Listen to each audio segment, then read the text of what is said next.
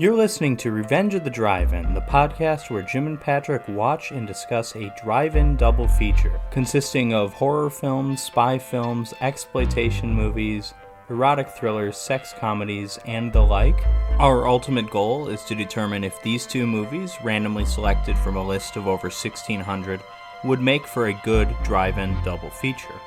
We will be going through the plots of these movies in detail, so if you're concerned about spoilers, feel free to check them out before listening to us, and we'll be sure to point out if and when these films are available on various streaming services. Be sure to follow us on Twitter for any updates. That's at Drive-In Podcast, no underscores, hyphens, or spaces. And let's get started. I'm your host, Patrick, and I'm joined by... Jim. So, Jim, this week we've got two movies, of course, as always, and this time around they are Saw from 2004 from James Wan and Leigh Whannell, as well as The Vast of Night from 2019/2020. I'm a man of the people, so I'm going to go ahead and mark that down as 2020 because, that's when the people got a chance to see it, Yeah, well, interestingly enough, I was looking it up, and it was filmed in 2016.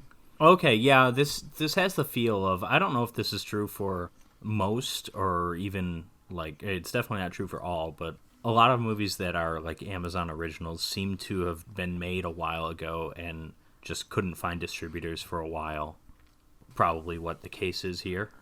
But anyways, let's start things up with Saw.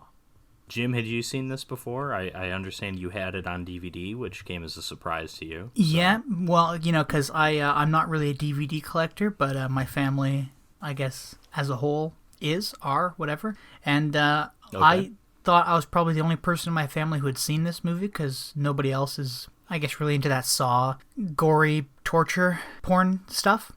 But I walked over to my mom, I said, we have Saw on DVD? She goes, oh, I love that movie. That's so great. I said, oh, okay, great. Okay. This is the same woman that walked out on Halloween. Yes, it is, yeah. Too scary. Yeah. Just like to point that out. Yeah, but no, I've seen Saw before. Good movie. Yeah, Saw is, to be fair to James Wan and Leigh Whannell, and we will get into this because I think what's really interesting about this movie, the movie itself is pretty interesting, but I also love all the backstory to it and everything, and how this was born out of a short film, and the idea of the, expanding it to a movie was because they were working with a low budget. They tried to figure out how could they keep people in one room for as long as possible, and then it's like, okay, they'll be chained there, that kind of thing. But James Wan, who became after this, a leading director in the horror genre and eventually into just blockbuster films in general. He directed Furious 7, which I think it's the best Fast and the Furious movie. I don't know. I'll take your word for it. Minority opinion or not, but I thought it was. And he directed Aquaman, which was, was all right. I really enjoyed Aquaman. But yeah, Aquaman is some fun schlock. I like it. But he didn't really envision this movie as a horror movie. He kind of viewed it as it was going to be like one of those dark kind of serial killer thrillers that we had a lot of in the 90s. Think like the movie Seven, which this movie's been compared to a lot because the killer has semi-comparable motives. So he's kind of envisioning it as that, but with a title like Saw and the poster being what it is, it's just... Well, there's different versions of the poster, but the one I'm most familiar with is it's just a severed foot sitting on the ground. Yeah. Obviously, this is going to be marketed as a horror movie. To be fair, it seems like they throw some things in the movie just because those feel like things that belong in a horror movie. My question is, I'm not as familiar with the sequels, and I was wondering, do they kind of keep this serial killer thriller feel to it, or do you think it gets more kind of torture porn? The sequels are schlock. Gotcha. The sequels are schlock. I mean, I think I've seen the third one. That's something but I want to say too. Is the torture porn label is thrown around a lot with this movie and this series, and then the Hostel movies also. I can't think of too many other American movies that get labeled as such, but anyway, Saw and Hostel being the two big ones. I think it's largely not justified with the original movie because the original Saw is not nearly as violent as you would think it is. Mm-hmm. It's a combination really just of the title and just the dark, gritty, disgusting look of the movie. Yeah. But I mean, I would compare it to the original Texas Chainsaw Massacre, from 1974, which is a movie that, again, a very blunt, in-your-face title. It's not actually as violent or graphic as you would think it is. It's a much more subtle movie than that. The original Saw has subtlety to it. The sequels, not nearly as much, so they're a bit more over the top, a bit schlockier, a lot gorier, to the point where they're kind of reveling, a lot of them, in the violence, in the gore. I don't think that's really the case here. No, and I mean, and you said that it's compared to Seven a lot, and I hadn't watched Saw in a very long time. But Seven and Cube. Oh, okay. Have you seen Cube? It's a Canadian movie. No, but I've heard of it though. Well, Okay. I mean, I've really only heard of it in the sense that it's compared to Saw, I guess. But yeah, I've that stayed away was from the that case most for part. me too. I never would have heard of it were it not for Saw. And then I went and saw it, and it's like, okay, it was pretty good. Yeah, well, that's. I mean, I guess I'll have to. Is that on our list? I think so, but I'm not certain. So the movie opens with a character named Adam waking up in a bathtub. Something with like a little bit of a light on it goes into the drain and disappears. We don't know what that is, but I'm mentioning it here obviously because it's important. So Adam wakes up, crawls out of the bathtub, and realizes that he's chained up in well, he doesn't know it's a bathroom yet, but he's just in this pitch black room. There's someone else in the room. And he says, like, I've tried yelling. It's no good. We're stuck here. There's no one else here.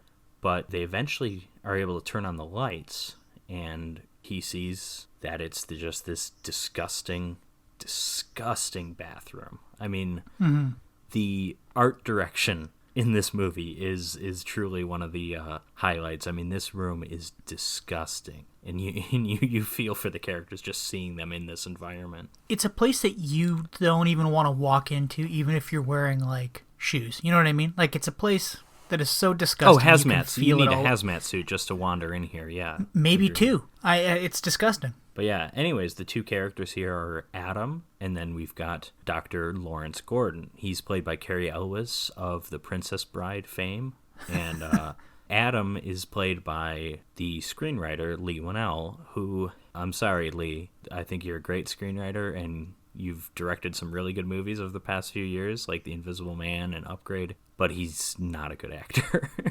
He really isn't. I thought he was better than Dr. Larry over there. Well, I don't think Cary Elwes is fantastic, but like, I don't know. It's something about Leigh. I mean, he's not technically doing a bad American accent or anything because he is, of course, Australian. But I feel like his concentration as an actor went 100% towards the accent and not towards actually delivering lines in a believable way. Yeah, I can understand That's that too. just my observation, anyways. In addition to these two characters, there is a dead body with a bullet hole in its head in the middle of the room. There's like a pool of blood. So yeah, this is in addition to the shit smeared all over the walls, this is just a pretty nasty room in general. Dirty and gruesome. So the two characters are trying to figure out what's going on. They talk a bit. They both find tapes in their pockets. Tapes as in like recorded tapes, which I don't remember them being that small. This is the digital age, baby. Saw is stuck in the past a bit in a fun way. But anyways, and neither of them, of course, have a playback device. What would you call those? Cassette player? Okay, yeah, whatever. I know. Anyways, but they do notice that the dead body has one. So Adam is able to use some wire and chain in his, like from the bathtub to pull that in. And he listens to his tape. The tape, it's a person speaking with a deep voice, who we don't know it yet, but this is Jigsaw speaking. He calls Adam a voyeur. He calls him pathetic. And again, we don't really know anything about Adam yet, so we don't understand what this is about. But it just kind of like taunts him a bit. It's like, yeah, you might be in the room that you'll die in. And then they listen to Dr. Gordon's tape as well. And this tape is a lot more specific. It tells Dr. Gordon that he has until 6 to kill Adam, or his family will be killed, his family being his wife and daughter.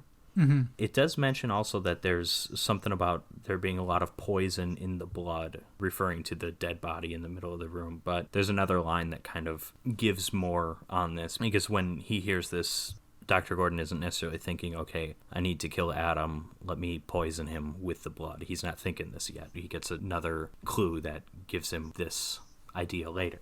Mm-hmm. The note also mentions that X marks the spot, And there's a hidden message at the very end of the tape that you have to like listen to very, very carefully that says to follow your heart, which points the two of them to a heart made out of, a heart drawn out of poop on a toilet. Oh, yeah, and again, the most disgusting toilet. Yeah, and so Adam does something stupid and he fishes through the bowl first before trying the tank, which... and of course in the tank, and he even has a line saying, "Oh, yeah, I should have done this earlier." But yeah, so he goes through the tank and he finds like a garbage bag, and there's a few things in the garbage bag, including something that we don't see yet because Adam makes a point to hide it. So immediately we're kind of thinking like, okay, these characters aren't quite what they seem. But the bag does contain 2 saws. And the two of them both start using the saws on their chains, which are around their ankle. And of course, they don't work. Adam gets frustrated and just throws his saw and breaks part of the mirror. Dr. Gordon's the one that realizes we're not supposed to cut through the chains. We're supposed to cut through our feet. Just like Dr. Phil. Yeah. was that Scary Movie 4? Yeah. Yeah, and I just remember Shaq had to make a free throw. Like, I don't remember liking that movie much, but there was some good stuff with Shaq anyways. I remember after he cuts off the wrong foot, he goes, "Doc, you cut off the wrong foot." And Dr. Phil looks down, he's like, "No!" And he just pans back.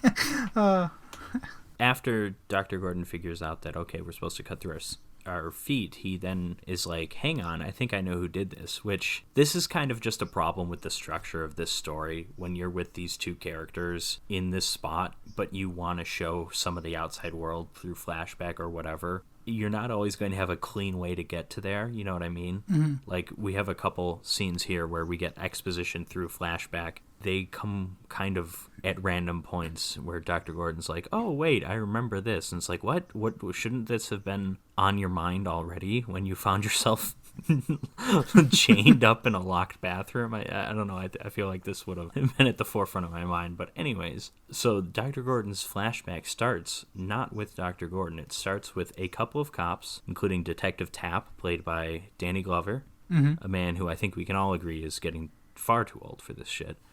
And there's Detective Singh.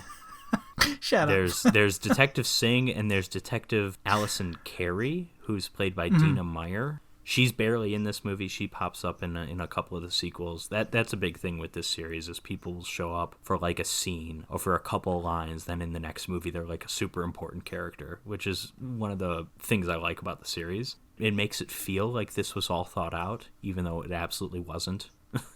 James Wan and Leigh Whannell even said it's like, no, we never wanted a sequel. But anyways, so they are investigating some like underground place.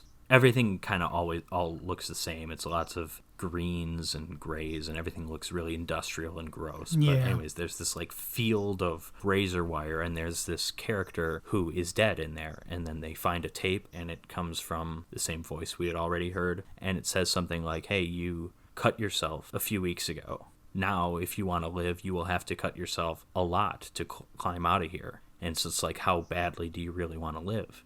And then we get some really fast editing showing us his struggle to climb through all the wires. He doesn't make it before the door shuts, and then he dies. And the cops find that there is a piece of his flesh cut out in the shape of a jigsaw piece, hence the name Jigsaw. So this flashback goes on for quite a long time because we also see another victim get killed, and this is like some guy, I don't remember what he did, but he's stuck in a room that has numbers drawn all over every single wall, and he has to find the combination to a safe in order to save himself, but he's also covered in like oil or something, and he's only got a candle to light him, and he's stepping on broken glass everywhere. Really convoluted, but I mean, surprise, he didn't make it. There's a line in this flashback bit where they're like, maybe it was Dr. Gordon. I don't remember if it was him that had said this line or one of the cops in this weird flashback situation, but they had said that Jigsaw technically doesn't actually kill his victims. And I'm like, well, yeah, I mean, it is Gordon that says that. You could technically say he does, actually. It is Gordon that says that. Yeah, that's a thing that keeps going throughout the series. It gets really annoying after a while. I don't think it's too annoying in this movie, but the whole thing with Jigsaw is he's the serial killer that doesn't kill anyone, and I am putting quotes around all of that because allegedly he 100% kills people. It's weird to hear. I mean, it's one thing if like he convinces himself that he hasn't killed anyone, but other characters are also noting that, and that's just annoying. We see later, it's actually in this flashback, where someone is in a trap where either she will die or she will have to dig through someone's innards in order to get a key to live, and that person is alive. So guaranteed at least one person gets killed, no matter the outcome. I mean, that's murder. But yeah, that's the thing. That's Jigsaw's thing. He's got a very frustrating philosophy, a hypocritical philosophy, but we don't even know who he is yet. So we're learning all this. But anyways, at this second crime scene, the one with the safe combination, they find a pen light. They, being the cops, find a pen light that belongs to Dr. Gordon. They go to seek out Lawrence Gordon, who's at the hospital doing his thing. He's talking about some particular patient who's got an inoperable brain tumor, and then some weird guy named Zepp wheels in and is like, no, actually the patient's name is John. And you're thinking, like, what is this? And the only reason I'm mentioning it is because it's important later, because this does not necessarily seem like it's important right now, but it is. Anyways, so Dr. Gordon gets called in. Detectives tap and sing to take him into the police station. He talks to his lawyer. He does have an alibi, and his alibi seems to be that he was having an affair, although they don't get too far into that. And then after he is exonerated, they just kind of let him sit in on another victim's like testimony or whatever. Testimony is probably not the right word, but as she shares her story, because this is the only person so far to survive a jigsaw trap, a jigsaw test, a jigsaw game, whatever you want to call it. And it's this drug addict named Amanda, played by Shawnee Smith of the 1988 Blob remake, which is pretty good. I like her in that too. I like her in this. I think she's probably my favorite actor in this movie. She's only got like this one scene. She shares her story, and we see it in another flashback, so a flashback within a flashback, and she's locked in a chair. She's got this thing on her head. They refer to it as a reverse bear trap, and a video starts up where she sees this creepy puppet explaining what's going on with her, and it says something like, you have a minute to get the lock, which is in your friend's stomach, in order to free yourself. She gets up from the chair and the timer starts, and there's this really fast-paced, quick editing. It kind of looks like I feel like there were a lot of music videos around that time that kind of had that look to it. That's exactly what I was going to say, like, yeah.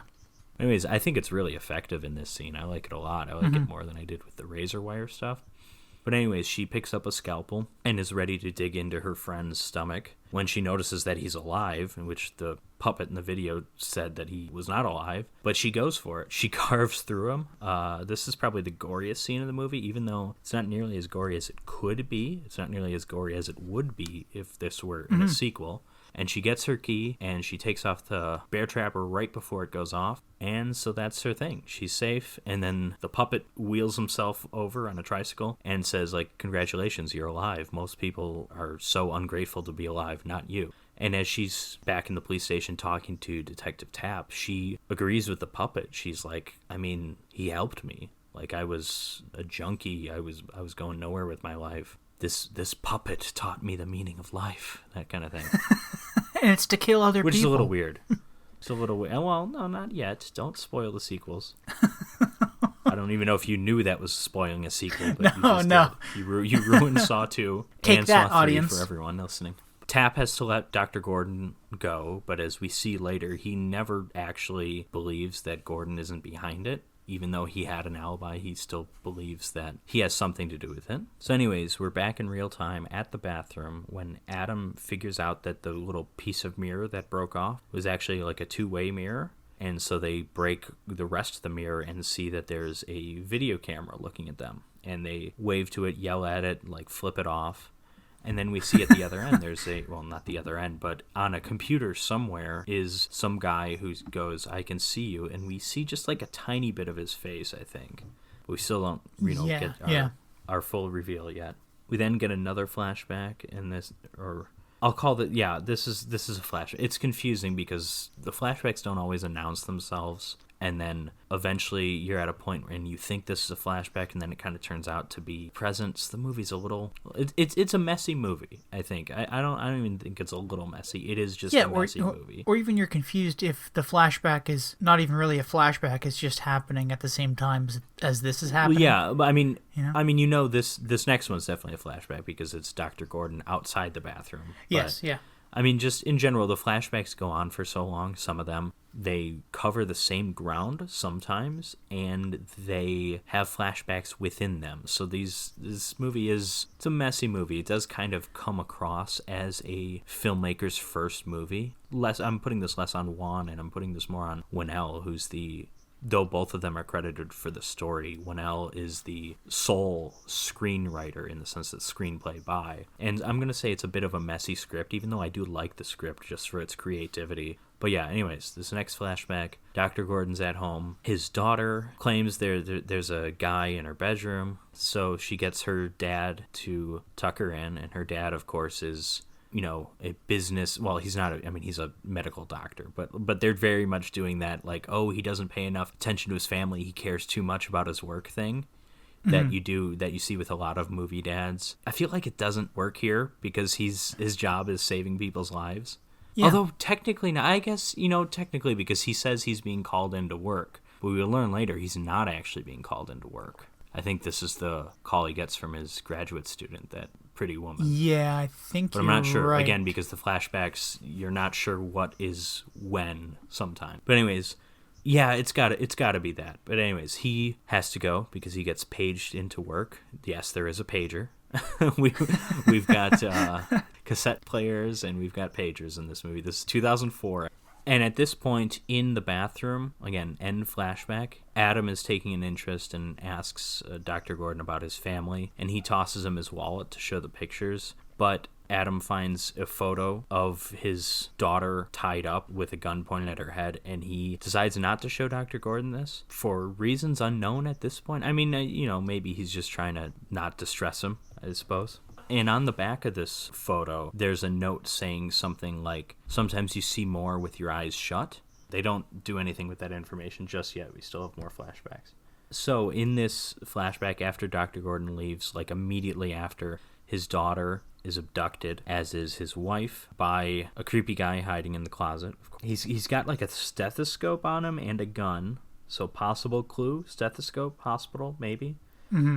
But then we actually do see who it is, but I would imagine most people watching this for the first time wouldn't know who it is because it's just Zepp. It's the orderly from the hospital who had like one line earlier and is barely in the movie. So I mean, this is like you can reveal who this guy is, and you still have to kind of remind us who it is because up to this point he has not been a person of interest really in any way. And then we see someone else is watching Dr. Gordon's apartment from, like, a hotel, like, across the street. And this is... I don't know if this is revealed here right now. I think it is. No, maybe it's later. But it turns out this is Detective Tapp. Or rather, former Detective Tapp. Because sometime, and we'll see why later, but through these flashbacks, he kind of went crazy and left the force. In part because he's obsessed with Dr. Gordon, because he's renting a hotel room to spy on him, and he sees that Zepp dude, and it's just like, okay.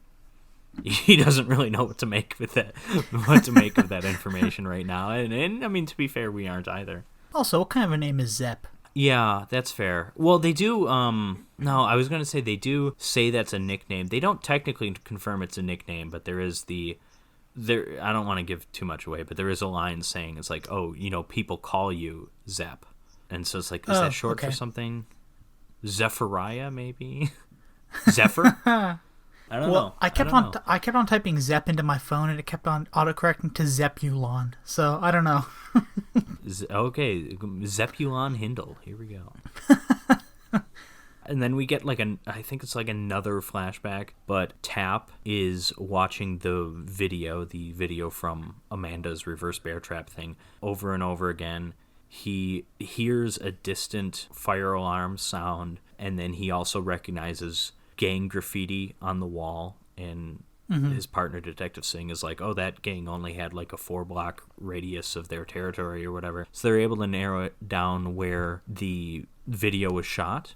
they have a line like, oh, is that enough for a warrant? And it's like, we don't need a warrant. Let's just go. Which, to be fair, they might not need a warrant, but at this point, they might have just probable cause, but they can at least get backup, right? Yeah, they could. Everything goes to shit here. Everything goes to shit here because they don't talk to anyone. They just go there, and they do some... I don't want to say they do anything. They do something kind of dumb, but it's not the reason why things go to shit. But anyways. It's also interesting that you brought that up because they're like, hey, instead of getting backup, let's go try to take this guy down who's apparently really, really smart and puts people in traps they have to get out of. You know? Like you're right. Come on, man. I mean, yes, but I still like the way the scene plays out. How they're going there is incredibly dumb. I still think they don't actually do anything that... Well, they do something dumb, but it is not ultimately the reason Jigsaw gets away. Jigsaw legitimately just outplays them, and we'll get to that scene here in a second, because they show up at Jigsaw's lair. They find a little model diorama of the bathroom thing, which of course means nothing to them. It's just neat for us. And then they find a guy in some kind of trap. He's gagged and he can't talk, and they remove the sheet from him. And they're trying to figure out how to get him out of there when they hear someone coming up on the elevator. And then Tap decides to cover the guy and hide. And this is the dumb thing that I'm talking about, because I feel like, why? Go to the elevator and arrest the dude, like right now. Like, what do we need? What do we need to hide and see what he's gonna do first? And then, anyways, so this Jigsaw figure, whose face we do not see, he's just in a black robe with a little bit of red. Right? It's a neat look. It's kind of like a satanic look, which has nothing to do with the character, because the character's not this like weird cult Satanist leader or anything like that. But that's what it kind of looks like. Anyways, as Tap and Sing pull their guns on him, he starts the trap, which is like these screws or nails coming from the sides and going towards the guy's neck very slowly. But there's one key to stop it, but the key is on a chain with like 45 keys. So Detective Sing is trying to stop that while Tap is taking Jigsaw and arresting him. Sing can't figure out which key it is, so eventually he just shoots the machine and then breaks it. And But then as he does that, Tap takes his eyes off of Jigsaw for just 1 second. Jigsaw pulls like one of those hidden blade things out from his sleeve and just slashes his throat, and then just is on the run. So Jigsaw runs down some stairs. He's chased by Detective Sing, and Detective Sing in this like hallway is actually able to shoot him and down him. But as he steps towards him, he steps in a shotgun tripwire thing, which has, I think it's like totally 3 brutal. Shotguns are tied to it. Yeah. And so he gets his head blown off. This is a pretty tastefully shot scene where we don't see the mangledness or anything. We just kind of see his torso with like blood coming down, and then he falls to the ground. Anyways, Tap, who's still alive, even though he got his throat slashed and didn't get the jugular vein, I guess, he wanders on down and sees what happens. And at this point, Jigsaw has gotten up and left. So I think we're caught up, at least for now, on flashbacks. It'll be a good 90 seconds before we get another one. With the information on the back of the photo that said, sometimes you see more with your eyes closed or something, Adam convinces Dr. Gordon to turn the lights off, and they find a glow-in-the-dark X. And they figure, like, okay, this must have always been here, but it was glow-in-the-dark paint, and the paint had to dry or something. Like, I don't know anything about glow-in-the-dark paint. Maybe that's a thing. It was the paint had to soak up the light. Okay, so the glow-in-the-dark paint doesn't work if you apply it in darkness. You need the light on, at least for a certain amount of time. Yeah, because it, like, charges up the phosphorescence or whatever of it, and you can see it after a while. But anyways, there's your science lesson Dr. for the Gordon, day. All right, so in the little tile where the X was, he pulls out a box, and in this box are 2 cigarettes, a cell phone, a good old-fashioned flip phone, and a note which hints at the blood once again being poison. Adam, of course, is very happy to see the phone and also to see the cigarettes in this case, but the phone, they try it, of course, it doesn't work. It's only meant to receive calls, which I don't know what that means. I mean, I don't know how that's possible, but I'll allow it. Yeah, whatever. It's a movie. It's a movie. It's fine. Gordon realizes that the note is trying to get him to put some of the poison blood on the cigarette and give it to Adam. So with the box now open, Dr. Gordon asks Adam how he knew to shut the lights off, and this is when Adam reveals the photo. And he says, like, I didn't want to show it to you earlier. Like, you would have freaked out. And, of course, Dr. Gordon's like, sure. But then he starts questioning Adam, like, are you hiding things from me? Who are you? And, I mean, fair. And then they have a plan. We don't see them develop the plan. We don't hear them develop the plan because they do it with the lights off and they whisper so that whoever's watching and listening to them on the monitor cannot hear or see what they're doing. But the plan is basically Dr. Gordon poisons the cigarette but gives Adam the unpoisoned cigarette, and Adam smokes the unpoisoned cigarette, which he does after the light's back on, and pretends to be poison, and he falls down. It's very obviously fake poison acting, and yeah. As a result, whoever's watching them shocks him, knowing it's fake. Dr. Gordon's pissed because he doesn't hear the shock, I guess, so he thinks that he just sabotaged the plan, but really, no. He just got electrocuted, man. But this influx of electricity has apparently gotten Adam's memory going, and he's able to remember things. Again, back to they kind of wrote themselves into a hole here with having the story all take place in the one location, but also having a lot of stuff that's necessary to understand the story happening outside. You know what I mean? So I guess, to get to that flashback and to not have all the flashbacks at once, I guess we'll just shock someone and they'll remember things. Why not? Adam is actually a photographer, and he is being paid to take photos of Dr. Gordon. He assumes he's being paid to photograph Dr. Gordon while he's having an affair, but in actuality, he's being paid by Detective Tapp, who wants to find jigsaw evidence against him, which is just putting the civilian in harm's way. Why not? We actually see the same scene in flashback a couple different times. Dr. Gordon's over at this parking garage. He gets out, there's a flash of a photograph, and then a person in a pig mask crawls, I believe, out of his car and attacks him. And that's when he's abducted. And I believe, could be wrong, but I believe this is when his family is abducted. Or not really abducted so much as held captive, because they're still in the same room. My question is, though, how did Adam not see this pig thing? That's a fair question. Yeah, there's a lot of things with this story that, if you ask some questions, it's like, okay, this doesn't really hold up. This doesn't make a whole lot of sense. Or if we had to come up with an answer to that question, it's Adam takes the photo, probably didn't realize the flash was on. Dr. Gordon does react like he noticed something. He's just wiping his face, and then he pulls his hand down when the picture is taken. So he either sees or hears something, and at that point Adam is probably just getting the hell out of there. Right? But I mean, it doesn't really matter. Yeah. Anyways, this is the night that he tucks his daughter in and then is paged into work. In actuality, he wasn't paged into work. He has a graduate student, this beautiful Asian woman who wants to have an affair with him. And he was actually going there to say no. And the reason why I say I think it's then, because I think it's got to be, right? It's got to be that night.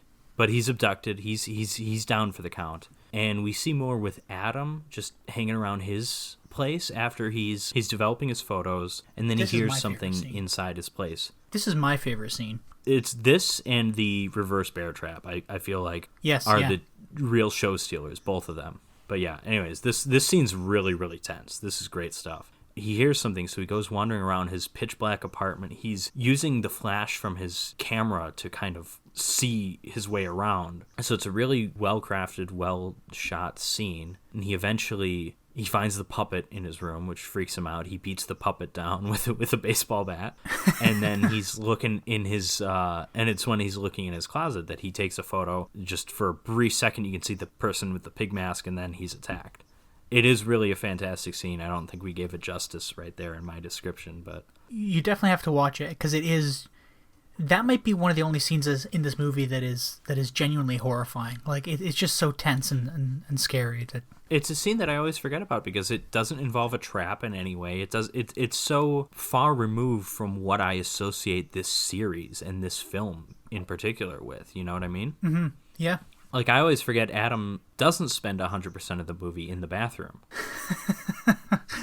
Back back in the bathroom. So the phone that Dr. Gordon now has gets called, and he answers it, and it's his wife. And his wife is telling him, or is asking if Adam is there with him. And then she says, don't believe his lies. He knows who you are. And that's when he kind of grills Adam. Adam is forthcoming about what he was doing, but also not really. And then Gordon is able to piece together Detective Tapp was the one paying you. But then Adam goes through his photographs, which is what he was hiding in that garbage bag earlier. And they find that one of the photographs is not one that he took. It's actually of Zepp hanging out in Dr. Gordon's bedroom. Yeah. And Dr. Gordon, this is how Dr. Gordon figures out, okay, Zepp is the guy who's got my family.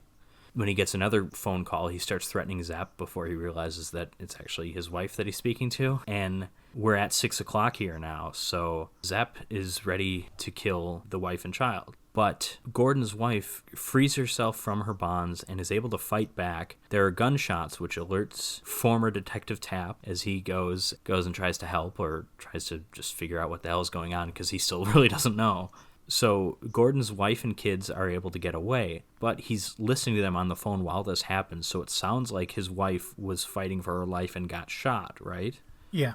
So he's starting to freak out, and he starts sawing off his foot. Because, it's a movie called Saw, and we all saw the poster. We were going to get here eventually, And then he goes and takes his bullet, grabs the gun from the guy, and he shoots Adam after he's able to cut off his foot. And again, the cutting off the foot, we get a shot or two of the cutting where there's a lot of blood and stuff, but it's mostly shown through close-ups of Dr. Gordon's face, and then also a lot of shots over to Adam and his reaction, his screaming/crying reaction to it. Yeah, it's funny that a movie called Saw isn't as gory as a movie called Audition. When it comes to foot cutting, I mean, Audition is something else, though. So perhaps if you knew the actual official title was Audition and it was a Japanese word, then maybe you can piece things together, because Japan be crazy, man. And I'm probably pronouncing that wrong in Japanese, but whatever. So Gordon shoots Adam, and Zepp, having lost the family, races to come back to wherever this bathroom is. And he's pursued by Detective Tapp in I'm tempted to say the worst car chase I've ever seen, but I'm going to say the second worst, because I've seen Mitchell. And do you know what I'm talking about? This car chase? It's just again, this is 100% a budget thing, but it looks so bad. And thankfully it's about like 7 seconds long probably, but it's just like awkward shots where they kind of speed it up but it's just of the drivers. It's just like but it's very clearly they had nothing to work with. So Zepp is going through some kind of industrial warehouse thing. He's following some path, and Tapp is able to catch up to him, but then Tapp gets shot in the stomach and he's gone, presumably. He doesn't show up in any of the sequels, so we'll count him out. No, Danny Glover, no. And then, so Zepp breaks into the bathroom, is about to kill Dr. Gordon, who's trying to shoot him, of course, but he only had one bullet. And Zepp says something like, this is the rules, or whatever, I have to kill you now. But as he's about to kill him, Adam pulls him down, because Adam, though he's shot in the torso, is still alive, and he beats him to death with the toilet tank lid in a fantastic moment. This is really some great stuff here. This is the best acting from Leigh Whannell. You 100%. No, I mean, seriously, I say that like not even jokingly. You 100% believe he is beating someone to death with that lid. It's great. So with Zepp dead, Dr. Gordon awkwardly crawls away. He crawls his way out of the room, and he says he's lost so much blood. Like you don't get the sense that he's gonna live much longer. And he says no, he's not gonna make it. I'll come back. I have to go get help. And he just like not even waddles. He just like he just kind of slithers away, and then slithers away. Yeah, I mean that's what he's doing. Yeah, I agree. Yeah.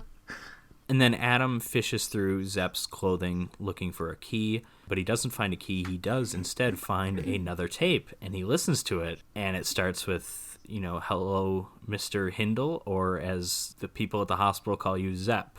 So again, that's our indication of Zepp perhaps being a nickname. But anyways, this is Jigsaw. As Zepp is not the Jigsaw killer, Zepp was yet another person in this Jigsaw game. And I can't remember, did they explain why he was targeting Zepp? No, I don't think so, no. Yeah, I don't think they really explained that, but at any rate, Zep had to do this thing. He had to do something to... Oh, I know, they did say that he was poisoned, and in order to get the antidote, he had to kill either Dr. Gordon or Dr. Gordon's family, but Jigsaw doesn't specify why he poisoned him. Because Jigsaw doesn't kill anybody, of course. And as Adam's listening to this, his like mind is blown, and then his mind is doubly blown as the dead body from the middle of the floor gets up, rips off the little makeup prosthetic that had the hole blown through the head, and says that you had the key all along. It was in the bathtub. So that was that thing with the light on that went into the drain. And then this Jigsaw, shocks Adam again, and then takes off. And as he's closing the door, of course, he says, "Game over." I suppose I really ought to backtrack a bit, because this ending is amazing, and I'm sure I haven't done it justice. But when Adam starts listening to the tape, the Charlie Clouser music, a track called Hello Zep starts kicking in, which I love. It's become the Saw theme song. There's a different variation on it, I believe, in each of the movies. It's great. We get this montage of all these things with Zep, his lines of dialogue, his "it's the rules," which are now being recontextualized because we have more information. So that's all great. And then as the person gets up, this is, of course, a person we've seen before. This is John, was his name, the guy in the hospital with the inoperable brain tumor. We get that information in the montage as well. And John, Jigsaw, is of course played by Tobin Bell, who the only thing that he did prior to Saw that I'm familiar with is he's like the albino guy in The Firm who chases after Tom Cruise in a couple of scenes or something. That's it. You don't see it here because he doesn't have that much to do in the movie, but you'll see it in the sequels eventually. They nailed the casting. Tobin Bell is perfect in this role. And he gives a flat-out iconic line delivery of it at the end with his "game over" stuff. It's just great. So he says "game over," which is like one of the best final lines in a horror movie / honestly in a movie ever. Like, it's such a great moment. I like that as he shuts the door, Adam's of course screaming, and this is like a blood-curdling scream. I like that through the first, I don't know how long of the credits, he's still screaming. Like, it doesn't just end there. I like that the screaming still carries on. But anyways, this is the end of Saw. This came out when I was like 11 or 12. So I was too young to see this, but I knew like about this ending and everything when I was pretty young, years before I ever saw these movies, and I really wish I didn't. I think this ending would have blown my mind. Can you imagine being in the theater opening night for this? I'm actually lucky in the sense, Patrick, that I forgot about that twist. So you did know, but you just forgot. Yeah. Well, yeah, because I'm an idiot, So I'm watching it, and I was like, it's over. I was like, well, where's Jigsaw? Isn't there something to do with Jigsaw? And I was like, oh, fuck. And he's standing up. I'm like, oh my God, that's right. I forgot. Oh, this is so cool. I was like, what a great twist. I forgot about this. So I was flipping out for like 15 minutes after the movie ended. Yeah. Yeah, it's a true, it's a 1-2 punch because it's two twists. First one is that Zap, who we spent the last, about 45 minutes being convinced is the guy that is putting them up to this, is not actually the mastermind. And then the second one is this dude who was dead the entire time is actually alive. I guess technically there's a third twist saying that Adam had the key at the very beginning of the movie, but that twist doesn't really work for me. So I'll just recognize the two parts that do work. The sequels do retcon the whole key thing and explain why. Because, like, in theory, Jigsaw wants to have these games that are fair for everyone, that you get a second chance, you always have the ability to survive one of his games, one of his traps, right? But Adam, you can see in this movie, really didn't. I mean, his only way of survival, I guess, would have been to saw off his foot, which, maybe it's possible, but we'll see how Dr. Gordon's doing, Like, as for, like, it does not seem possible that he could have gotten the key that he had at the beginning of the movie. And the sequels kind of explain that, in a way. So we'll have to get those at some point. But anyways, what are your thoughts on Saw? I forgot how much I enjoyed it, and I was asking myself the whole time while I was watching it, how come I hadn't been watching it for like the last 10 years or so. I thought it was a really neat horror thriller thing, and I agree with you, it's not really torture porn, but I think a lot of people think of it as torture porn. Well, there is torture in it, but you wouldn't call something like Audition torture porn, even though there's torture in that. No, exactly. And the difference is when I hear torture porn, and first of all, that's just a phrase that I don't like because it just sounds disgusting. But I think what it really means is that the torture porn label, I think it's not just that there's torture. It's that the movie's concentrating on the torture and we're kind of reveling in it and almost kind of rooting for people to screw up and to die. And we are not doing that in this movie. We're rooting for these two characters. At least I am. Yeah, exactly. Yeah. I mean, that's not the case in Hostel because I want every single character in that movie dead, you know? Yeah, I really enjoyed Saw. Again, I forgot how much I had enjoyed it. I think the first time I saw this was with a very good friend of mine at his house. I must have been maybe 12, so it had already been out for about 2 years at that point. Yeah, I just really enjoyed it. But do you feel, though, Patrick, like watching it again, after you know so much about where the series has gone, that it is kind of schlocky, or that it has been done so much, like stuff like that, like stuff like Saw has been done so much in society as part of like pop culture that it just feels kind of schlocky or silly at points? Well, no, I mean, like Halloween's been done 1,000 times, and I still enjoy that movie, you know? Not only 1,000 times within its own series, but Halloween's probably the most ripped off movie of all time, you know? I still enjoy this movie. I think it's not 100% effective by any means. It misses its mark, you know, in a few ways, most of which we've named, you know, so kind of the sloppiness, a little bit of the writing. I think it's a movie that gets by on the strength of its premise, mostly. I think the whole two people are trapped in a room and have to figure a way to get out. It took a while, but Saw is the reason escape rooms are like a big thing now, right? That's I feel what I was like going to say, Saw yeah. is 100% part of the not resurgence, but of the increase in popularity, even though it took a few years. It's kind of like you get all these found footage movies 12 years after Blair Witch comes out, but Blair Witch was really kind of the trendsetter there, if you will. I don't know. Yeah. I think there is something just fascinating about this premise. It's an entertaining movie. It's a messy movie. It's a sloppy movie in a lot of ways, but I think most of its issues can be blamed on its low budget. You know, this is a really low-budget movie, and it shows in a lot of ways. But also the strength of the talent in the filmmaking also is able to show. Yeah, I totally agree, and I agree with you that I thoroughly enjoyed this movie. Speaking of budget, though, what was it, $1.2 million? That was its budget? But it I would actually predict it to be smaller than that, to be honest. But that's what I have seen on Wikipedia. I don't know. What's amazing to me, though, is that not only was it shot, its budget was relatively small, and it was only shot in 18 days, apparently, but it made more than $100 million worldwide. And then it says here on Wikipedia, becoming, at the time, one of the most profitable horror films since 96's Scream. Yeah, well, I think even Blair Witch Project in between Scream and this was probably because that movie was made for about $10 probably, but yeah, no, this is, I mean, I've always said, like, James Wan made this tiny movie into a nearly $1 billion franchise. Like, yeah, he didn't really like the sequels, that's true, but it's like he made that out of this movie. It's like, I feel like this dude can do anything. He can make me like the Fast and the Furious movies. He pulled that off. He made me like a DC movie, you know, although he didn't do Shazam. You know, Shazam is a masterpiece, but I'll agree with that. I believe in James Wan. I think he's a very talented filmmaker, and honestly, I think Leigh Whannell, who's only directed 3 movies now, he doesn't direct this. He might have had some kind of, because he and James Wan are just good buddies, he probably had some kind of input on the directorial process, but he has directed 3 movies. He directed the 3rd Insidious movie, which was my favorite Insidious movie. Granted, I'm not a big fan of those movies, but I thought that movie was pretty good. I think I've Juan only seen directed the the first first two. 2.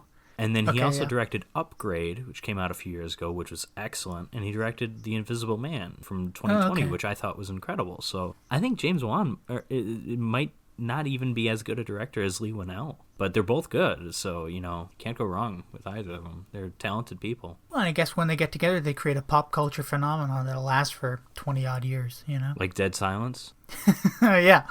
Actually, I'm hoping we get to Dead Silence soon. I would be very curious to revisit that movie, because I don't have the fondest memories of it, but neither does James Wan, I believe. Okay, so Patrick, the next movie we watched for this episode is The Vast of Night. As you brought up in the beginning, you had it 2019/2020. I think Oh yeah, this is before 2020. recording, I mean, if you're not one of those people that either religiously or occupationally attends film festivals, this is a 2020 movie. exactly. Yeah, I mean, it came out on Amazon I find that Prime. so annoying in certain movies. Like, I know It Follows is one of those. It's 2014/15. Like, it wasn't really released until 15, so I'll always write 15 for that one. I'm trying to think. I think I saw this when it came out on Amazon Prime, and that was May 26th. Oh, May. It was that. I thought it was earlier than that. Okay. I saw this probably in like August or something like that. September, maybe. Yeah, because I remember the night it came out, I was in my kitchen in England, and I was like, "Oh, this is a great movie," and I sat down and made some popcorn. But it's a first-time director, Andrew Patterson, and he also wrote it, or at least co-wrote it. It's sounding a lot like Saw so far. Yeah. Now this guy, he's a first-time director of film. I think before this he was making commercials for, I don't know, local schools and stuff like that. But according to Wikipedia and IMDb, this movie had a budget of $700,000, so even smaller than Saw. And he raised all that money by himself, apparently. That's impressive. And I will say, like, you can tell this is a low-budget movie because you don't recognize a single actor in it, you know. And, No. and it's not a big effects movie or anything, but at the same time, like, it's so professionally well done. It really looks like it had to have cost more. Just the complexity of some of the shots, even. Yeah, which I mean we'll get into because I'm blown away by some of the shots in this movie. As I mentioned earlier, it was mostly filmed in... Actually, I think it was filmed entirely, but I think either IMDb or Wikipedia says it was mostly filmed in 2016 in a little town of Whitney, Texas, though it's supposed to take place in Cayuga, New Mexico, right? I think it's New Mexico. I think it's Cayuga is how it's pronounced, but yeah. Cayuga. My there's apologies. Cayugas. There's Cayugas all over the United States. Like, and as I understand it, this was named after... Because this is... I don't want to take it away, but this is to a certain extent like an homage to like the Twilight Zone, you know. Mm-hmm. And it was actually Rod Serling's production company was Cayuga Productions. So I believe this is a reference to that. That was one of those trivia things that comes up if you hover your mouse over the screen when you're watching the movie on Prime.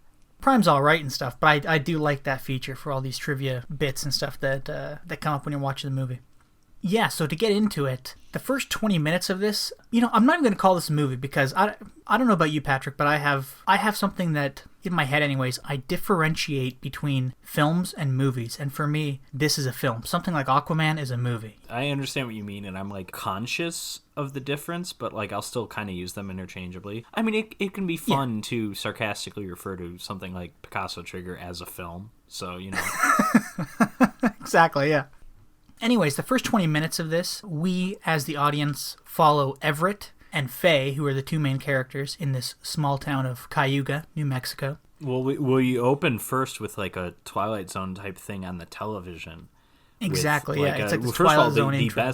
The best Rod Serling impression I've ever heard, and I've heard a few, but I'm a huge fan of the Twilight Zone, so I appreciate that's in here. It's really not needed, but I like it. And I also like the movie kind of starts off showing the movie as if it were in a 1950s black and white television show, and then eventually kind of transitions so that this is the film we're watching and we're not watching it through a television screen. And I would compare that to Laurence Olivier's Henry V, because his movie starts out that way. I mean, not the television screen, but it starts out with like some shots of like Southwark, London in 1597 or whatever, and then you see Olivier and all the other actors performing the opening scene on a stage, and the camera gets closer and closer, and eventually we just lose the stage, and it's eventually just it's these people on a film set. Not necessarily saying that they're trying to homage this 1944 film that not many people have seen, but it's an interesting filmmaking, that kind of thing. I totally agree, and there's also more of that interesting filmmaking that I like that comes up later on, which I'm going to touch on. But anyways, we open on this guy Everett. He's delivering a tape recorder to this high school gym because there's a big basketball game. As he walks into the gym, though, he gets pulled aside to take a look at an electrical problem that's going on. But it turns out all these teachers who had pulled him aside have him confused with another young guy who works at like a sawmill, who's an electrician named Emmett. And I just thought like that whole scene is really great for this whole kind of small town atmosphere. I also like the way we're introduced to Everett too. He's very like confident and sure of himself. I mean, just the way he walks and talks to people, like you can tell he thinks he runs that town. Oh yeah. And I mean, like, he kind of does, and he's eventually paired with a character who views him in that way, but you can also tell it's like, this is how he sees himself. That's not necessarily how most people see him. You know, that's not who he is. Well, yeah, and speaking of this other character who sees him as this guy who kind of runs the town, her name's Faye, and as Everett is kind of, I don't know if he's leaving the gym or if he's just standing there talking to, he's just standing there talking to this kid with like a trombone or something. And this girl, Faye, runs down and asks if Everett can help her figure out how to use her new tape recorder. So Faye and Everett kind of walk around, and Everett's kind of giving her the lowdown on how to use it. Just getting ready to make jigsaw recordings. Yeah, exactly, yeah. But he's on his way to the radio station to do his 7 p.m. broadcast. So he's giving Faye a quick rundown of how to record with it and how to interview people. And they're practicing on these various townsfolk of Cayuga who are arriving at the gym to watch the game. Eventually, Everett walks Faye over to the switchboard, which is where she works, I guess, occasionally. But before I continue with the movie, I just want to point out some things that I really, really love about this opening 20 minutes where they're just walking around talking to people. Yeah. All the shots in the gym when you get there are like these huge, wide establishing shots where there's so much action and so many people in the frame and like so many things are going on, but you're kind of focused on these like 2 or 3 actors in the frame at a time, you know what I mean? Yeah, there's a lot of extras, especially for a lower budgeted movie. Yeah, well, I was looking it up. That gym, they only decided to film in this town of Whitney, Texas, because that was like the perfect... Because it had an old school gym. 50s gym. Yeah, and then it even cost them like $20,000 or something like that to rip up the new markings on the floor and put the kind they would have had in like the mid 50s down. Well, yeah, I mean, you got to get rid of the 3-point line, for instance. I also like this opening 20-minute bit because they're talking to all these different townspeople, and you get the sense that everybody knows everybody. You know, like it's kind of like a gossipy town, and you keep on hearing this story. I always like the small town setting in like anything. Yeah. It doesn't have to be a sci-fi horror movie. I just like that, and I like how it's introduced too. It's you usually find it through these interactions, these kinds of things. Yeah, and I mean, and this is definitely one of those towns where the most exciting thing happens is a big basketball game, you know? So it's really neat.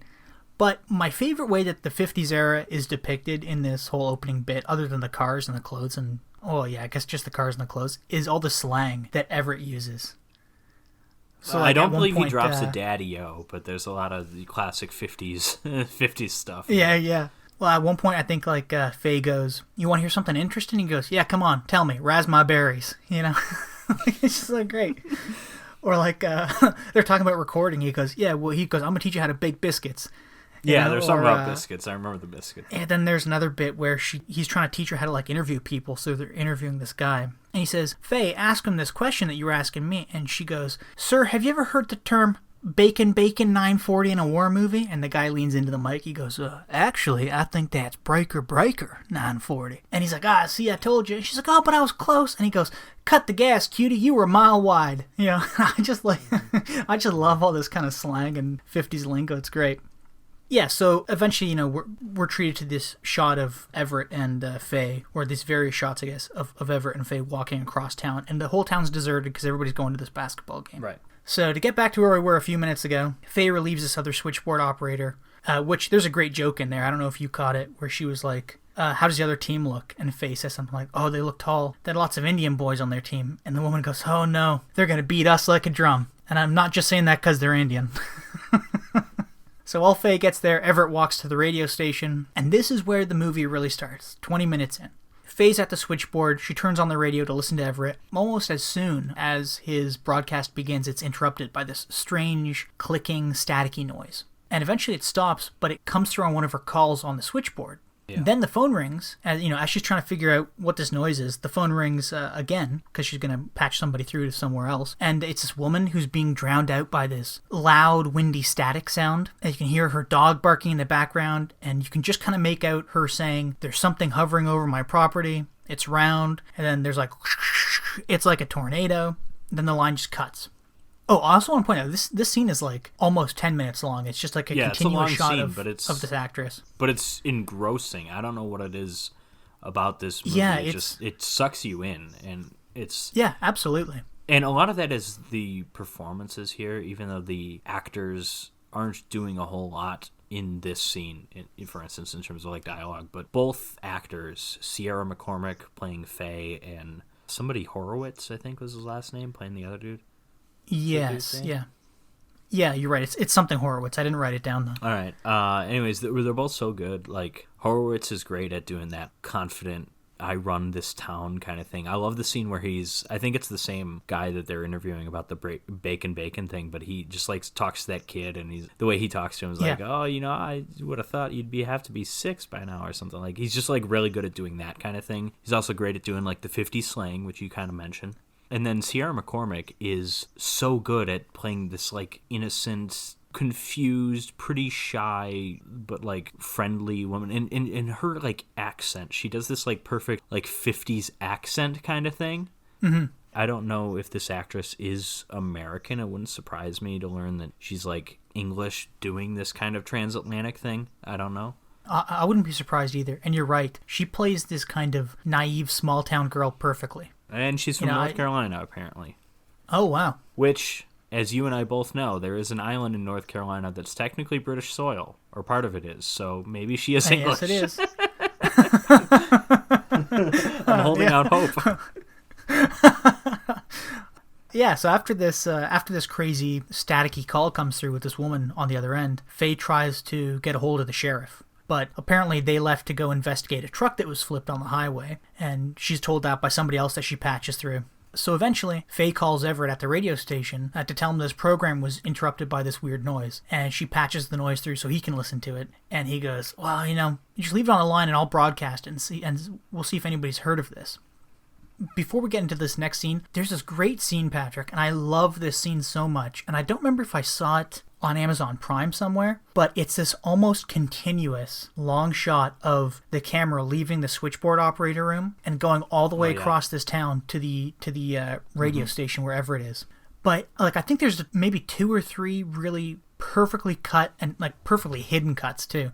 There's only got to be 1 or 2, maybe 3 cuts, because the rest is just straight, uninterrupted. And I think I saw a video where the director was on like a little go-kart, like a little buggy, and he had this camera contraption mounted on the front of it. So that's why like the camera's so low to the ground.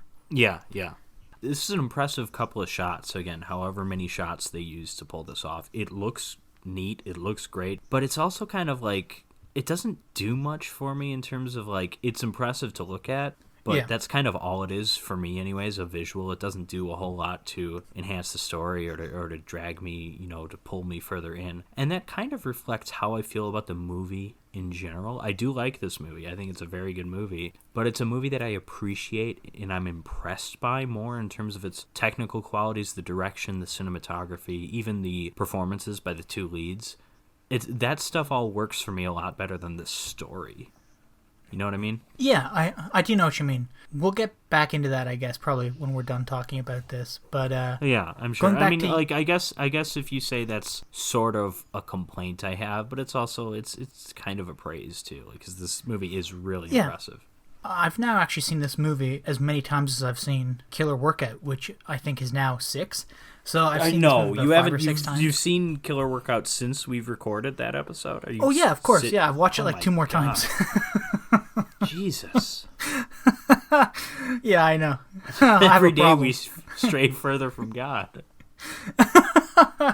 But yeah, I totally get what you're saying about just being awed by the technical skills of it. Your comment on this scene is not unfounded, because I agree with you. But the only other thing I was thinking of when I was rewatching this was perhaps this scene exists just to show that the town really is like dead empty and everybody is at this basketball game. But it really lingers on this basketball game for some reason. Yeah. And that must just be to show off, right? I don't know. I feel like that entire 10-minute sequence of the 2 of them walking throughout the town already showed us that the town was abandoned. You know what I mean?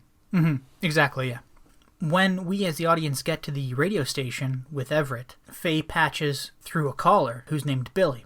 Billy's telling Everett, and as Everett says, the 5 people listening, this story. He gets into it and he's saying that he was in the military, and one night they woke him up in the middle of the night and transported him and a bunch of other guys out into the middle of a desert somewhere. They uncovered a crashed aircraft, And as they were leaving this site, after they'd been there for however long it was, the same sound that he heard on the radio came through the radio of this plane or helicopter or something that was taking all the troops away from this desert. And then he says a few weeks after that he got sick. It was something to do with his lungs, and he thinks that thing out in the desert caused a sickness. It might have been radiation. And then he tells a story of another guy who used to work with him in the military who was on that same project. But this guy was on another project out in Colorado, and this guy was saying he heard the same noise come over the radios out there. Billy then continues to tell this other story about a radar operator who saw that the thing that was broadcasting the noise was thousands of feet higher than any aircraft in any military could fly. Right. And then as soon as he hits that point, the line just goes dead.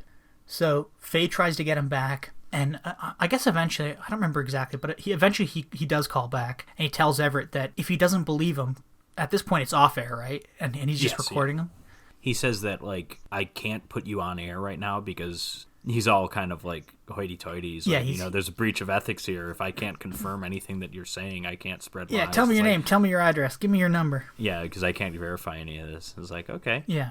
But anyways, yeah, so Billy calls back and says, look, if you don't believe me, which I figured you won't, or you might not, there's a tape that this guy had sent me and a bunch of other guys, and this tape had a recording of a sound that he picked up on a radio one day. So he says that there's a buddy of his who lives out in Cayuga, who's in the Air Force with him, who had one of these tapes. But unfortunately, Billy learns on the phone that this guy's passed away. But that's okay, because Faye breaks into the library and steals these tapes that have been, and I also like, want to put say, in into this scene too, this is when Billy mentions that he's black, and I really like that moment. How it just, he's like aware of what this could potentially mean. This technically he's not on the air when he says this, but he's thinking like, oh, if I tell them I'm black, they're not going to let me on the air. And that's probably what he's thinking. But then they're just like, no, that's not a problem. That's okay. But it's like, it's a very, like, very real 1950s kind of moment. Yeah. So anyway, so Faye goes to this library. She steals the tapes, and she brings them over to the radio station with Everett, and they start playing through these tapes. And eventually, they find this tape that Billy was talking about, and they broadcast it on the radio. Shortly after they broadcast it, all the power at the station just goes out. Everything goes dead. Mm-hmm. Faye's freaking out. Everett's kind of freaking out, but he's trying to stay professional. He grabs his own tape recorder, and he's starting to record what's going on for posterity, I guess, in case they have some big news story, that they're going to break. And at this point, Faye goes, oh my God, I've forgotten about the switchboard. So she has to run across town, which I think Everett picks her up, right, in this car. Oh, no, that's not it's not his car. He steals a car. He steals some guy's car. Mr. So-and-so, and it's like, does he know you're taking it? He's like, no, of course not. But I'm assuming exactly, he just knows that person's at the basketball game, so he's just like, I can get away with this. Yeah, so Faye and Everett head to the switchboard, and it's just blowing up. And Faye's answering all these calls, and she's patching them through to presumably the police, because you can kind of pick up snippets of what she's saying from the conversations. But then as soon as she kind of patches the last one through, she slowly turns to Everett, and she says, people are saying there's something in the sky. These two people, I'm unsure if they're from the town or from outside of the town, but these two people show up and they're like, hey, there's reports of things in the sky. And then as Everett's talking to these people, the phone rings at the switchboard again, and Faye answers it, and it's this old woman named Mabel. Yeah, like, and she's this local shut-in. Mabel Blanche. That's it, yeah. One of the two. Yeah, so she's this local shut-in, and she calls to get patched through to Everett, who's luckily there at the switchboard. And she says, you need to come over because I'm going to tell you something that's going to explain all of this. It's going to answer everything that's going on. Oh, actually, I don't know if I've mentioned this yet. The whole bit with Billy on the phone is like another 10-minute long scene of just kind of straight dialogue. But it's also really great because when Billy starts talking, the camera just fades out till the screen is black. Mm-hmm. So it's like you're actually listening to the radio. Yeah, for like a couple minutes, and then it kicks back in when Everett starts talking. I would also like to point out, I think we've got 2 consecutive episodes that reference Black Christmas, so why not make it a third? I'm used to my phone calls from a guy named Billy being a lot more obscene. Shut up. But yeah, so poor old Mabel. When they get to her house, they let themselves in, and as soon as they kind of come inside, they hear her speaking this strange language. And then this is the third 10-ish minute scene. I think this one actually lasts for 12 minutes. And she tells them this kind of fantastical story, which, again, this is another performance where you just get sucked into it. She tells these two stories, and the first one is that when she was young, she met this woman who was lost in the desert after jumping off this train that, when it was found, had all the people missing on it. They had assumed it was like some Indian attack, and this woman had been hiding out in the desert. But this family that she was staying with took this woman in, and that night they heard her mumbling in her sleep in this strange language, who I think Mabel points out. She goes, it wasn't English, it wasn't Spanish, I don't know what it was, or something like that. And the next morning when the family woke up, this woman was gone.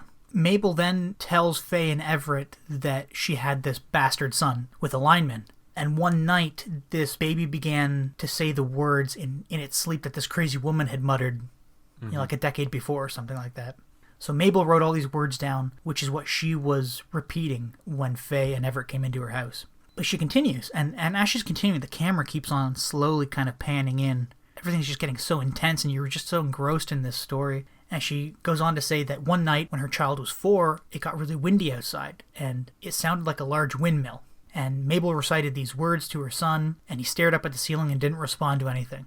But eventually he snapped out of it. And then when he was 9, it got really windy again, and he walked out of the front door and just vanished. Mabel followed his footsteps in the dirt, but they just ended abruptly.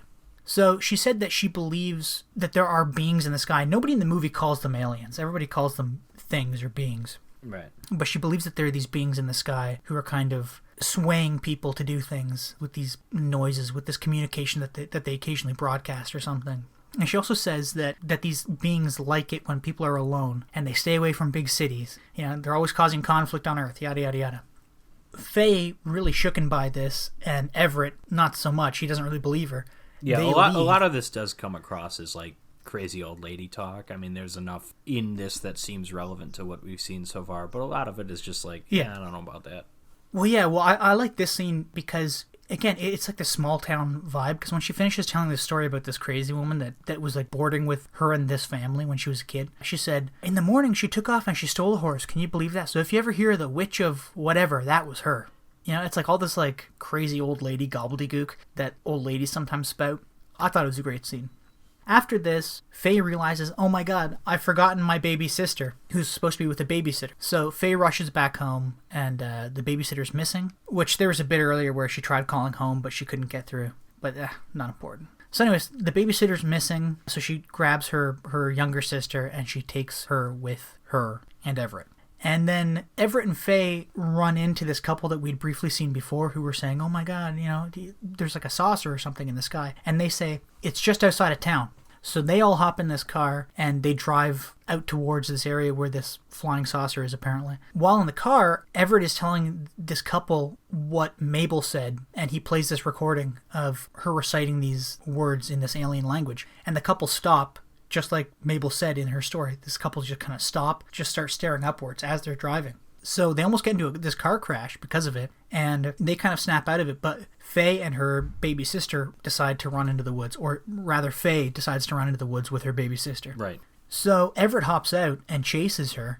As they're out there, they see this flying saucer-shaped hole in the trees. Mm-hmm. And then they see the saucer itself and this giant mothership-esque thing. I mean, I guess we can call it a mothership, right? Like, it's a giant flying saucer. It's kind of Close Encounters looking. It's not your typical 50s flying saucer. There's a bit more decoration, a bit more flourish to it than that. And it's not as elaborate as Close Encounters. That looks like a friggin' chandelier, but it's like leaning towards there.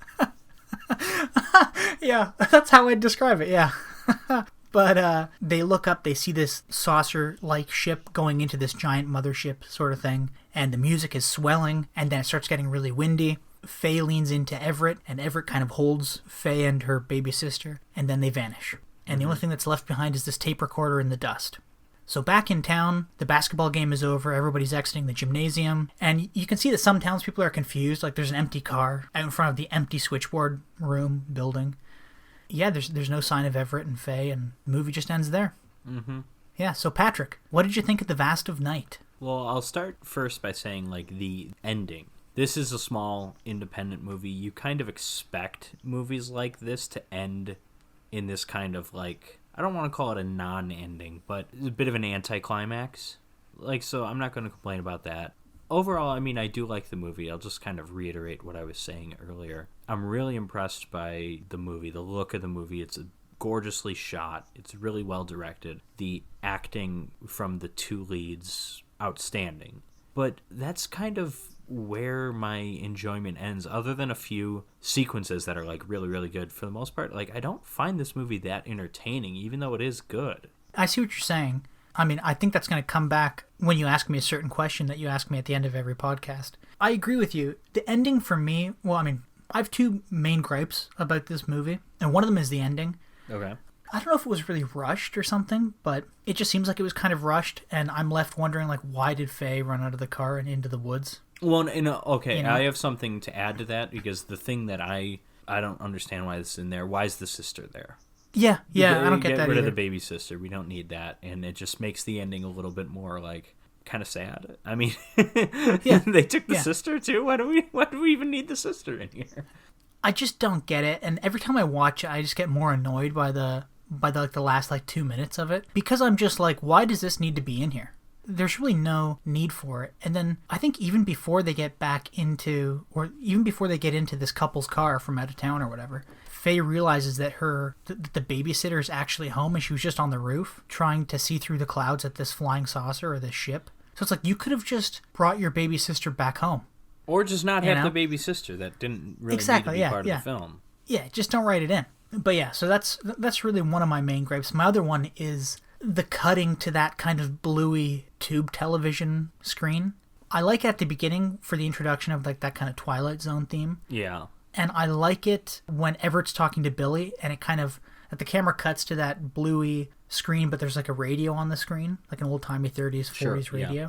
And I like that. But then I think there's two times in the movie that it cuts to that, and they're both in shots that have to do with Faye. And the first one is when she shows up at the switchboard, and for some reason it's just that bluey filter over it, and I don't know why. She's just having a conversation with the switchboard operator who's already there, right? And I'm like, I don't know why that needs to be like that. And then the other time it happens is when she starts running somewhere, I think, like to the library to get the tapes. I think that's probably, it. And I'm like, why does that need to happen? And then she goes into her house and she gets like a pan to hold the tapes or something, and then when she exits, it goes back to blue, and I was just like, I don't know why that needs to be like that. But everything else I thoroughly enjoyed. Like, I loved the Twilight Zone intro. I loved all the opening establishing shots of the gym and the town. I loved the score. The music is strange to me, because there's a few moments, and I looked this up on IMDb, because like one of these musical cues, it's like, this sounded really familiar, and there's this part, I can't remember if it's the radio or the switchboard, but it's like someone has a microphone to their face, and there's like, that scene was like ending, and it kind of wrapped up with this like Spanish kind of sounding guitar.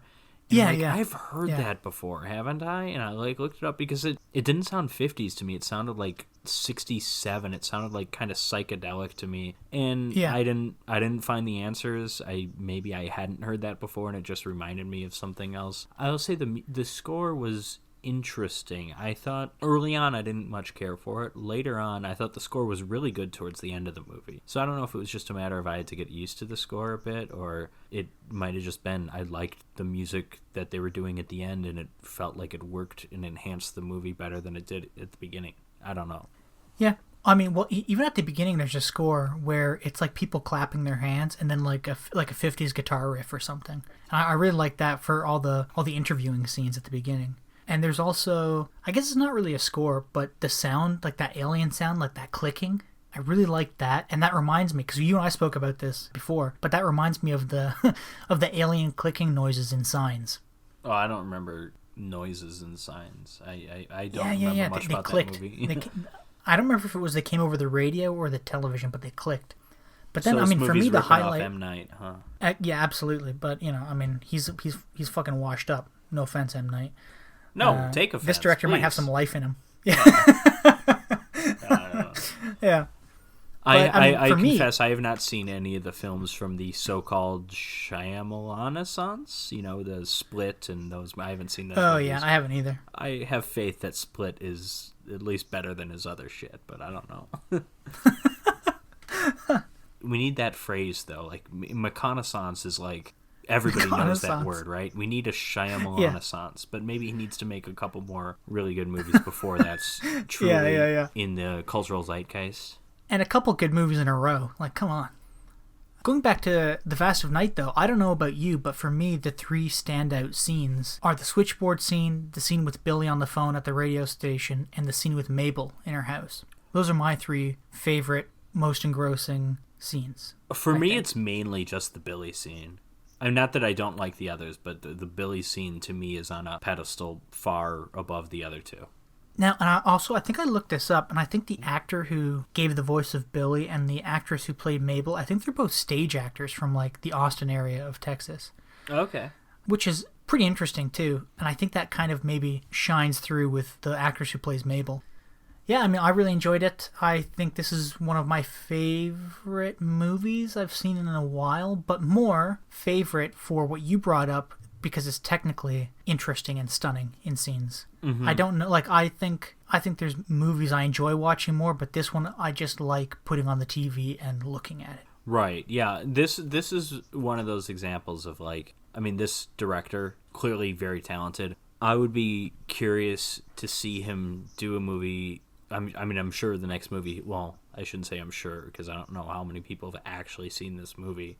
Not as many as should, I'm sure. But I would imagine his next movie has a bigger budget. But I would like to see him just working with a more interesting story. I think his story is, probably because the movie is so low budget, the story is kept very, very subtle here. And I think that's what kind of makes the ending, what you were talking about, it's kind of just like, how did we get here? This is a little weird.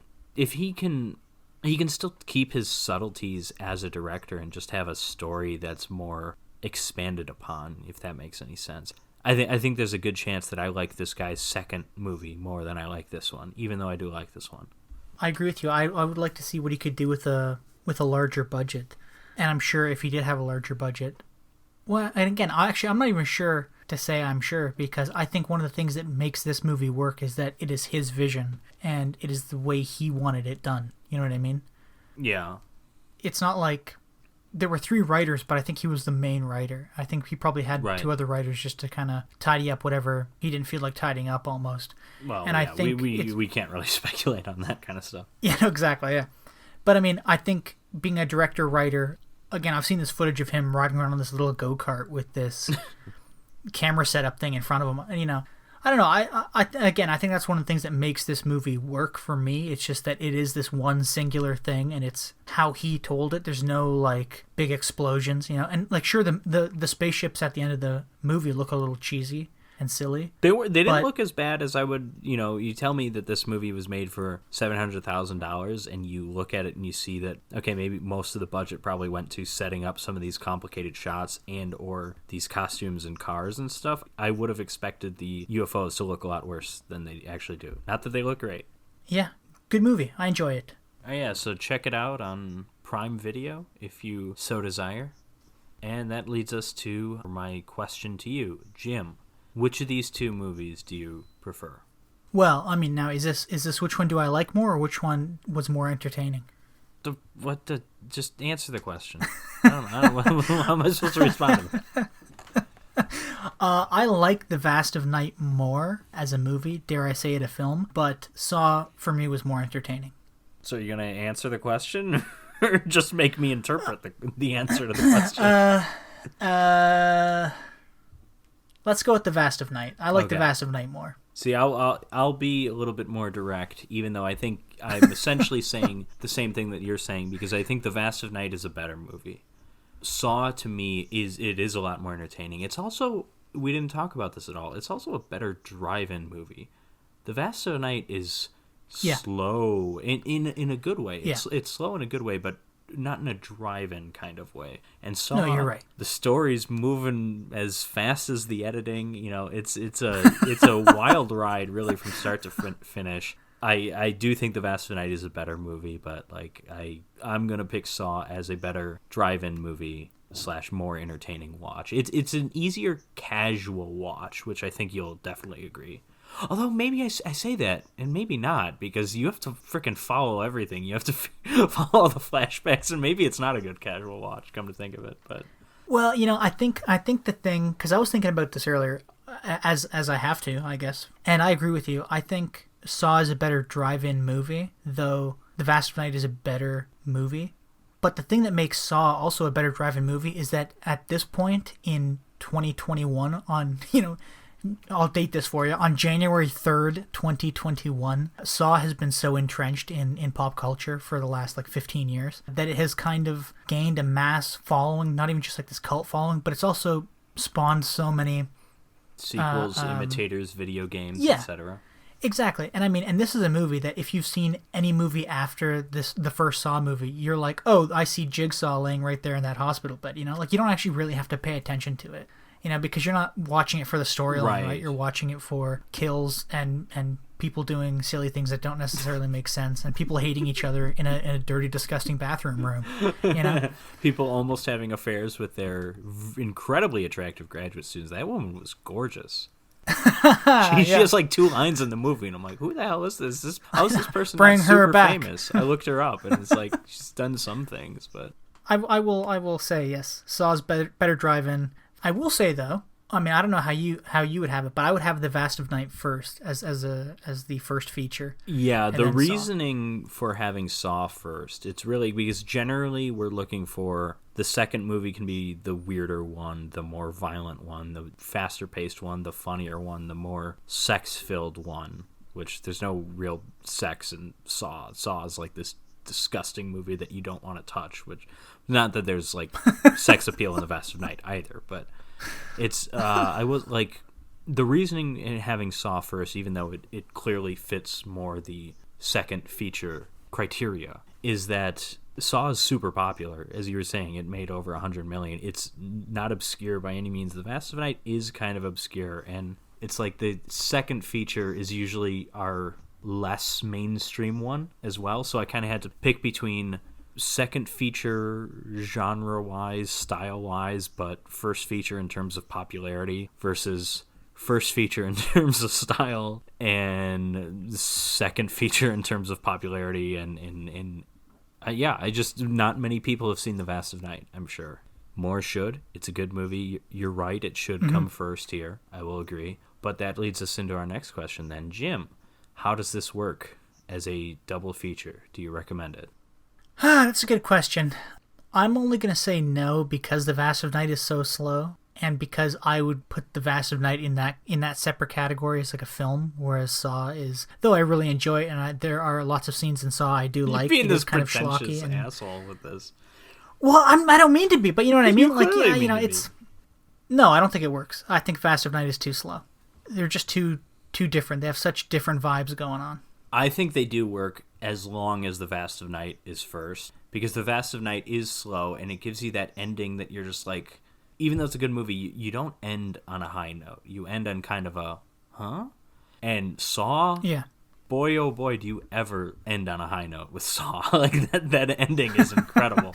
Yeah. That ending makes up for so many of the problems that Saw has. But Saw is also you mentioned The Vast of Night is slow. It is, but Saw is Saw is both slow and fast-paced in a weird way because it slows the story down with all of the flashbacks, but somehow still feels like things are moving really fast too. And so I think it gives you what you don't have in the first film in a lot of ways: the violence, blood, the pig masks, all that stuff. Shit-stained bathroom. I mean, we're missing that in The Vast of Night. Yeah, so I'm gonna say it works pretty well. It's not the best one we've had, I don't think, but it works. Yeah, now, I mean, if I was going to go to the drive-in to see this double feature, I would only be going to see Saw, because I think, as you brought up earlier, The Vast of Night isn't really a drive-in movie. I'd rather sit at my home chair and pay attention to The Vast of Night. The Vast of Night is approaching art house levels. I don't think it's fully there, but we're approaching a ghost story. You know what I mean? We're approaching that kind of killing of a sacred deer. Or I don't know why I mentioned that movie, but anyways, because that movie's kind of I don't know. Let's talk about what we're doing next time, Jim. Yes, please tell me. Surprise me. Yes, because you do not know this. All right, so you'll be excited. We are doing From Russia with Love as our first feature. From Russia with Love, starring Sean Connery and Robert Shaw, Quint himself. from 1963. That's our first film. And our second film, this will mean nothing to you, but I am excited about this. Our second film is Dr. Alien from 1989, directed by David DeCoteau. What? A Canadian film icon, David DeCoteau. This is going to be an interesting pairing. I cannot imagine too many more random movies being paired, but I could also say that of Dr. Alien in most movies, because Dr. Alien it's a one-of-a-kind movie. You have to see it to believe it. It sounds like, its name sounds like a joke. The movie's a joke. You'll see, but the movie's great. But anyways, Dr. Alien, for all of you wondering, is available on Tubi, and this is one of those movies I never would have heard of were it not for Tubi. This is one of those beautiful Tubi finds where it's just like, okay, I know one actor in that. I'll watch it, and then like my mind was blown. Dr. Alien it's a treasure. Anyways, so From Russia with Love, Dr. Alien. I laugh when I say that title. It's just so great. Dr. Alien. So yeah, that's what we're doing next time, and be sure to follow us on Twitter, because I'll probably numerous times be tweeting out the famous music video from Dr. Alien. It's not technically a music video, it's a song performance from the movie, which is one of the best scenes in motion picture history. But I'm looking. Hold on a second. Hold on a second. I'm looking it up on Tubi right now. It looks like the dumbest. It looks like the dumbest. The poster's thing ever. terrible. The poster doesn't do the movie justice. You have to give it a chance. Okay, sure. Movie wins you over. It tugs at your heartstrings. Okay, I'll trust you. It tugs at something. Anyways, so From Russia with Love and Dr. Alien next time on Revenge of the Drive-In. Thank you for joining us. I've been your host, Patrick. And I'm still Jim. All right. Thanks for joining us, fellas. We'll see you next time. Bye, guys.